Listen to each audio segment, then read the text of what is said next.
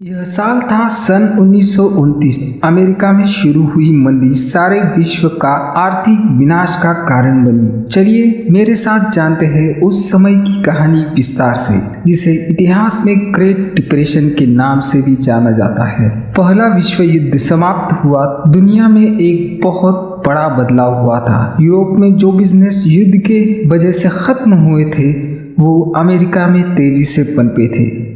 सन 1918 के बाद अमेरिका वस्तुओं का दुनिया में बहुत बड़ा निर्यातक बना था। पूरे विश्व को अमेरिका सामान बेच रहा था। दिन दुगनी रात चौगनी रफ्तार से अमीर हो रहा था। इसे अमेरिका का स्वर्णिम युग कहा जाता है। अमेरिका में चारों तरफ खुशहाली खुशहाली थी।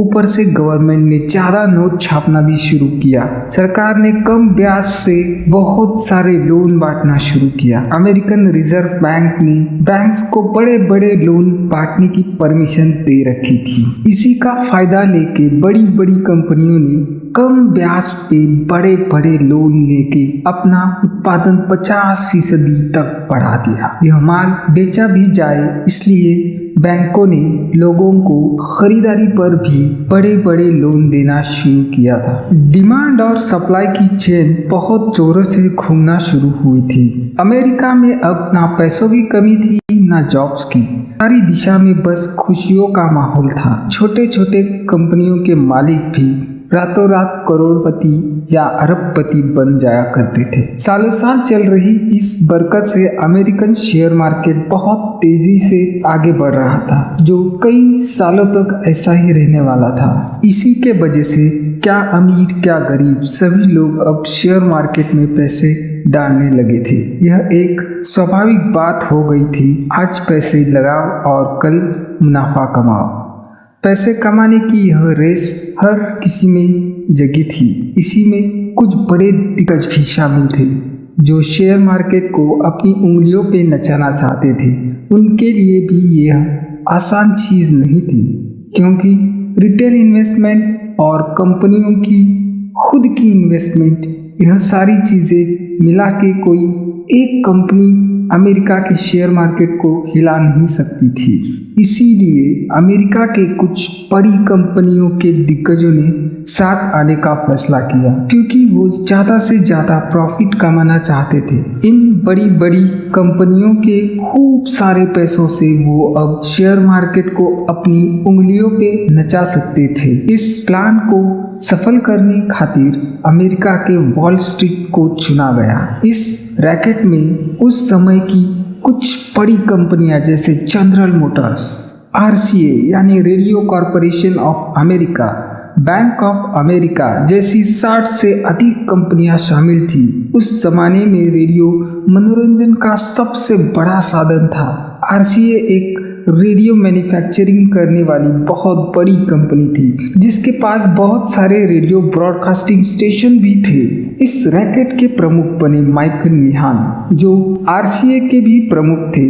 RCA उस वक्त की तगड़ी कंपनी थी। इन सारी कंपनियों ने बहुत बड़ा फंड इकट्ठा किया। इस रैकेट ने दिन तय कर दिया, 11 मार्च 1929। यही वह अमेरिका और पूरे विश्व के इतिहास का काला दिन साबित हुआ। उस दिन न्यूज़पेपर में एक झूठी खबर दी गई, बहुत जल्द RCA का शेयर $100 को पार कर जाएगा। इस खबर के साथ अमेरिका और पूरी दुनिया की आर्थिक तबाही की शुरुआत हो गई थी। जैसे ही सुबह शेयर मार्केट खुला, रैकेट की तरफ से RCA के एक साथ 5000 शेयर्स खरीद लिए गए। 5000 आज बहुत कम आंकड़ा लगता है, पर उस जमाने में एक दिन में लगभग 500 से 1000 सौदे ही पड़ते थे। वायरलेस से यह खबर पूरे अमेरिका में आग की तरह फैल गई और लोग RCA के शेयर्स खरीदने के लिए मानो टूट पड़े।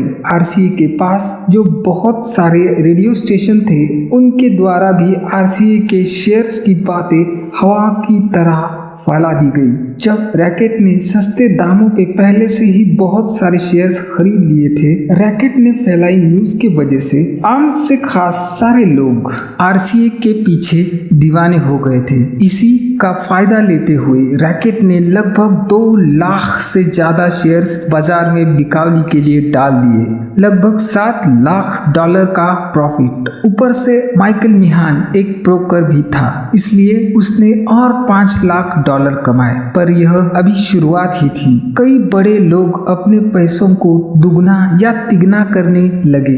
इसके कारण शेयर बाजार के कई कंपनियों के भाव अब बढ़ने लगे थे। यह बात आम हो गई। लोग रातों रात शेयर मार्केट में लखपति या अरबपति होने लगे थे। मार्केट हर गुजरते दिन ऊपर और ऊपर उठने लगा। जनरल मोटर के स्थापक विलियम डुरांट ने पहले महीने में $10 लाख, दूसरे महीने में $1 करोड़ और तीसरे महीने में $5 करोड़ का मुनाफा कमाया। यह बात लगभग 90 साल पुरानी है, यानी पूरे 24 कैरेट गोल्ड की ईंटों से पूरा महल बनाने जैसा है। अब गरीब से गरीब और अमीर से अमीर लोग, सफाई कामगार, bus driver, conductor, teacher, doctor, सारे लोग इसके पीछे दीवाने हो गए। शायद ही उस वक्त कोई आदमी शेयर मार्केट के इस गर्मी से बचा हो। अब रैकेट के हाथों से मार्केट निकल चुका था, पर रैकेट ने पहले से ही करोड़ों डॉलर्स का मुनाफा अपने नाम कर दिया था। पर अब मार्केट आम आदमियों के हाथ में लग गई। यह लोग अपनी सारी पूंजी इसमें लगाने लगे। पैसे ना भी हो, बैंक से लोन लेकर शेयर मार्केट में डालने लगे थे। पर कुछ बड़े अर्थशास्त्री जैसे जॉन कैथल, इनके अनुसार शेयर मार्केट अब एक बहुत बड़ा बबल बन चुका था, और जब यह बबल फूटेगा तब सारी तरफ तबाही ही तबाही फैलाएगा, ऐसा उनका कहना था। बस देर थी उस बबल के फूटने की। पर यह खेल लंबे समय तक चला, क्योंकि तब तक 10 लाख से ज्यादा लोग फुल टाइम सटोरिया बने थे और उनको फंड की कोई भी कमी नहीं थी। उन्हें जितना चाहे उतना पैसा बैंक से आसानी से प्राप्त होता था। ज्यादातर शेयर दलाल ही लोगों का काम आसान कर देते थे। वो लोगों को शेयर खरीदने को पैसे देते थे और बदले में शेयर सर्टिफिकेट उनके पास रखते थे। यह सर्टिफिकेट वो बैंक में जमा कर और ज्यादा पैसे लेते थे। अब उधार के पैसों से अमेरिकन लोग बहुत खुश थे। इस बबल को फूटने के लिए जरूरत थी एक पिन की, और यह पिन बना अमेरिकन रिजर्व बैंक, यानी फेडरल बैंक ऑफ अमेरिका। जब रिजर्व बैंक को लगा कि अब लोगों के पास काफी सारे पैसे हो गए हैं, तब फेडरल रिजर्व बैंक ने डिस्काउंट रेट बढ़ा दिया। अब जो दलाल बीच में 20% मार्जिन लेते थे, उन्होंने लोगों पर उनके पैसे जमा करने का प्रेशर बनाया। पर लोगों के पास पैसे नहीं थे, इसलिए लोगों ने अपने शेयर बेचने शुरू किए। अब यह समय एक पिक का था और आगे पड़ी खाई थी। अचानक आई इस बिकावली लहर से इस बड़े बबल के ब्लास्ट की शुरुआत हो चुकी थी। अब इसे दुनिया का कोई भी इंसान, क्या सारी दुनिया भी मिलकर रोक नहीं सकती थी। जब शेयर के प्राइस कम होने लगे, तब बैंकों में रखे शेयर सर्टिफिकेट की वैल्यू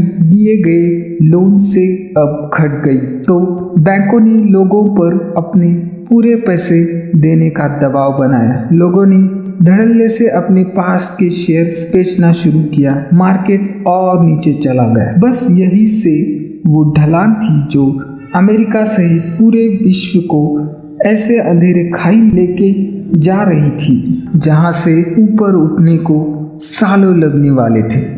शेयर मार्केट के सामने अब जो भीड़ जमा हो रही थी, वह औने पौने दामों में अपने शेयर से छुटकारा पाने को लगी थी। जहां पहले यह भीड़ अपने पैसे डबल ट्रिपल करने इकट्ठा होती थी, अब मिले वो लेकर निकलना चाहती थी। महीनों से फूलते इस बबल के फूटने से 21 अक्टूबर 1929 इस दिन 60 लाख शेयर्स बेचे गए। मार्केट बुरी तरह से क्रैश हुआ। अगले दिन जरा संभला, पर उसके अगले दिन $4 अरब स्वाहा हो गए। लगभग 65 लाख शेयर बेचे गए। तो गवर्नमेंट के कान खड़े हुए। गवर्नमेंट मार्केट को और नहीं गिरने देना चाहती थी, इसलिए बैंकों ने 100 करोड़ डॉलर के शेयर्स खरीद लिए। पर यह चीज ऊंट के मुंह में जीरा समान साबित हुई। उसके अगले दिन जब मार्केट खुला, 1 करोड़ शेयर्स धुआं हुए। बैंकों ने और दलालों ने लगभग 1400 करोड़ डॉलर्स गंवा दिए। पर यही नहीं रुकने वाला था। अमेरिकन शेयर मार्केट का सबसे खराब दिन था गुरुवार, अक्टूबर 24, 1929। इस दिन को अमेरिकन इतिहास में ब्लैक थर्सडे कहा जाता है। इस दिन मार्केट का तेल ही निकल गया था। मार्केट खुलते ही 200 करोड़ डॉलर्स हवा हुए। उस दिन लगभग 1 करोड़ 75 लाख शेयर स्वाहा हो गए। लगभग लोगों ने 1000 करोड़ डॉलर गंवा दिए थे और लोगों का रखा आखिरी पैनी भी स्वाहा हुआ। इसमें आम से खास सारे लोगों को लेकर मार्केट डूब गया। इस सारी तबाही में उस वक्त के अमेरिकन प्रेसिडेंट हर्बर्ट हूवर निष्क्रिय थे। लोगों ने उनके खिलाफ जाना शुरू किया। लोग प्रेसिडेंट को उनके हालत का सीधा जिम्मेदार समझने लगे थे। मार्केट ऐसा गिरा था कि वह अब खड़ा होने के लायक भी नहीं बचा था। अब इसके बाद जो तबाही शुरू हुई और फिर से अमेरिका कैसे खड़ा हुआ, इसकी कहानी देखिए अगले एपिसोड में। तब तक के लिए जय हिंद, जय भारत।